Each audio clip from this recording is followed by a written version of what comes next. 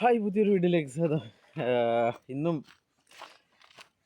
ഇന്ന് കോടതിയിൽ സുപ്രധാനമായ തീരുമാനങ്ങളൊക്കെ ഉണ്ടാവാൻ സാധ്യതയുള്ള ഒരു ദിവസമാണ്. അപ്പോൾ ഇന്ന് വ്യത്യസ്തമായ കരച്ചിലല്ല, സെയിം കരച്ചിൽ തന്നെയാണ്. ആ കരച്ചിൽ ഇങ്ങനെയാണ്: നമുക്ക് 3 ഇരട്ടിയോ 10 ഇരട്ടിയോ ഒന്നും പൈസ വേണ്ട, നമ്മളിട്ട പൈസ തിരിച്ച് കിട്ടിയാൽ മതി എന്നുള്ള കരച്ചിലാണ്. കൂട്ടക്കരച്ചിലാണ് ഗ്രൂപ്പുകളിലൊക്കെ കാണാൻ സാധിക്കുന്നത്.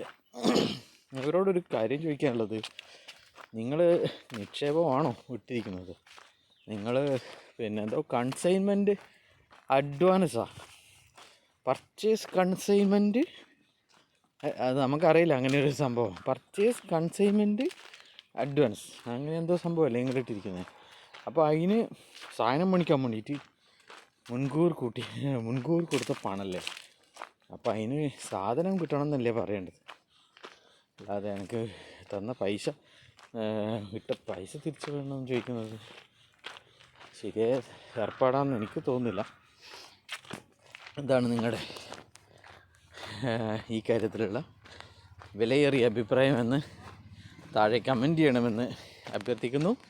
അപ്പോൾ ഇനിയെങ്കിലും തുറന്നു പറയുക, തെറ്റ് പറ്റിപ്പോയി എന്നും മണി ചെയിനാണ് ഇത്രയും കാലം ചെയ്തതെന്നും ഇനി നമുക്ക് മണി ചെയിൻ ചെയ്യേണ്ടതെന്നും പറയാനുള്ള ധൈര്യം, നട്ടല്, ആർജവം ഒക്കെയാണ് ഉണ്ടാവേണ്ടത്. അല്ലാതെ നിയമത്തെയും മറ്റുമൊക്കെ വെല്ലുവിളി അവസാനിപ്പിക്കുക.